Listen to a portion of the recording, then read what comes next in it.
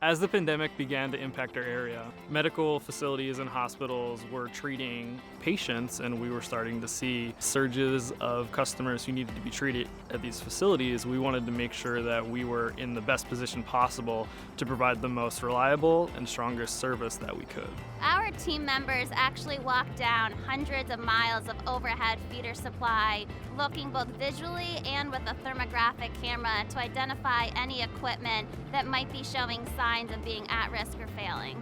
Out of that, we created over 75 work orders, which we were able to work closely with workload management and the service centers to execute and close within 60 days.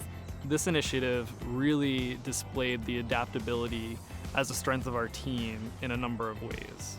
One unique example was when one of our team members found a large decaying tree over one of the Shepherd Pratt and GBMC 34 kV supplies.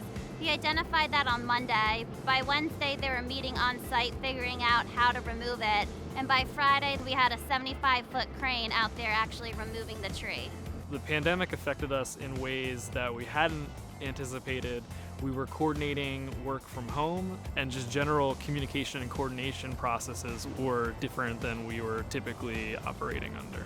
I was really proud to be a part of this team, especially with all the work we completed in such a short amount of time. I know what we did out there really makes a difference to the community and all the customers that we serve.